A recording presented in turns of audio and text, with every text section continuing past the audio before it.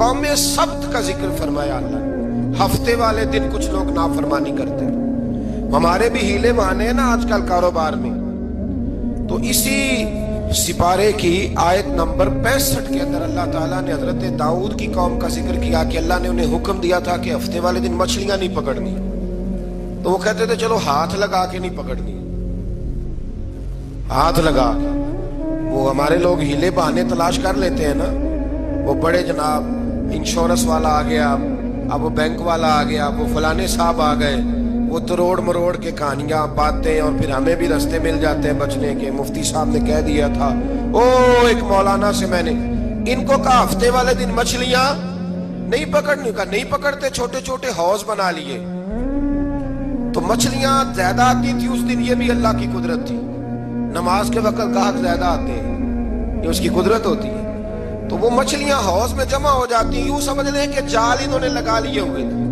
تو جال میں وہ پھنستی رہتی تھی, حوضوں میں آتی رہتی تھی. ہفتے کو نہیں پکڑتے تھے, اتوار کو پکڑ لیتے تھے. تو پھر اللہ نے انہیں سزا دی. فرمایا تماشے کرتے ہو اللہ کے حکم کے ساتھ. کیا سزا دی؟ فَقُلْنَا لَهُمْ كُونُوا قِرَادَةً خَاسِئِينَ. فرمایا بندر بن جاؤ دھتکارے ہوئے. جو رزق حرام طریقے سے کماتے تھے رب انہیں بندر بنا دیتا تھا. ابھی بھی میں نے دیکھے ہیں بڑے بڑے تاجر پاگلوں جیسی زندگی گزار رہے ہیں. نفسیاتی طور پہ سکون نہیں ہے, کروڑوں روپیہ پڑا ہے. کیوں؟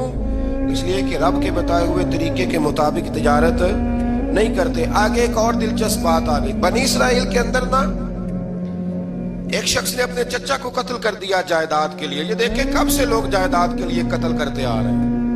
چچا کو قتل کر دیا, اور قتل کر کے حضرت موسیٰ علیہ السلام کے پاس آئے کہ میرے چچا کو کسی نے قتل کر دیا ہے, تو بتائیں کیا کر دیں. تو آپ نے فرمایا کہ گائے ذبح کرو, اور اس کا ایک ٹکڑا مقتول کو مارو, مرنے والے کو. وہ خود اٹھ کے بتا دے گا مجھے کس نے قتل کیا ہے.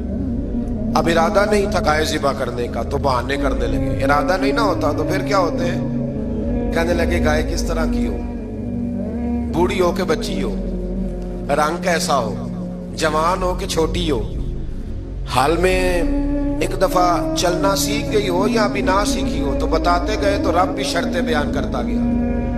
گہرے زرد رنگ کی ہو, حال کے اندر اسے نہ چلایا گیا ہو, پانی نہ نکالا گیا ہو, نہ بچی ہو نہ جوان ہو, اس کے درمیان ہو. یہ ساری شرطیں کہاں پائی جاتی تھی؟ حضرت موسیٰ علیہ السلام کی قوم کا ایک شخص تھا جو اللہ کا ولی تھا. وہ جب انتقال کرنے لگا نا, اللہ اکبر, دیکھو رب ولیوں کی اولادوں پر بھی کتنا فضل فرماتا ہے. وہ جب انتقال کرنے لگا تو ایک اس کے پاس چھوٹی سی بچیا تھی, گائے کی بچی. اس نے جنگل میں چھوڑ دی. کہنے لگا یا اللہ میں تیرے نام پہ چھوڑتا ہوں, میرا بچہ جوان ہو جائے تو اسے دے دینا, اور تو سرمایہ ہی کوئی نہیں. بچہ بڑا ہوا تو بچہ بھی بڑا نیک تھا, اپنی ماں کا بڑا فرما بردار تھا. اس کی ماں نے کہا بیٹا تیرے باپ نے گائے چھوڑی تھی. تو بچہ جنگل میں گیا اور جا کے کہنے لگا اے اللہ میری گائے مجھ سے ملا دے. تو رب کریم نے وہ گائے واپس کر دی. وہ گائے گھر لے آیا. اب وہ کہنے لگا اماں بیچ دوں. تو اماں کہنے لگی بیٹا میرے پوچھے بغیر نہ بیچنا. کئی دفعہ کہا لگے, پر اس نے کہا جب تک میری اماں نہ کہے گی میں بیچوں گا. ادھر بنی اسرائیل والے شرطیں جتنی گائے کے بارے میں پوچھ چکے تھے وہ ساری اسی گائے میں پائی جاتی تھی. تو یہ ڈھونڈتے ڈھونڈتے وہاں پہنچ گئے. تو کہنے لگے گائے چاہیے. تو اس نے کہا بھی تمہاری مرضی سے نہیں, قیمت میری مرضی کی.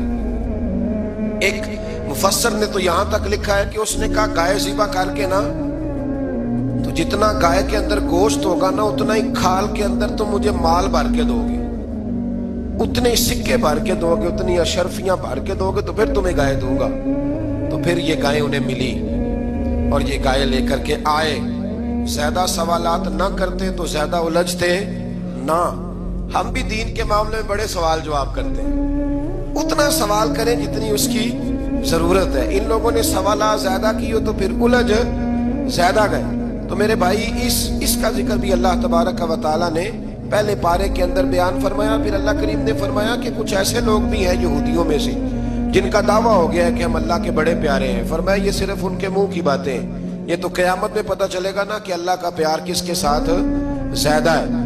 اور پھر یہ بھی یہودیوں نے دعویٰ کیا ہے. اسی پارے میں اللہ فرماتے ہیں کہ ان کا دعویٰ ہے کہ ہم اللہ کے بڑے پیارے ہیں, جنت میں ہم ہی جائیں گے, تو اللہ فرماتا ہے پھر مرنے کی دعا تو کرو, جنت میں تو مر کے جانا ہے نا. لیکن رب فرماتے ہیں یہ کبھی مرنے کی دعا نہیں کریں گے, اس لیے کہ انہیں پتہ ہے کہ ہم نے آخرت کے لیے کیا بھیجا.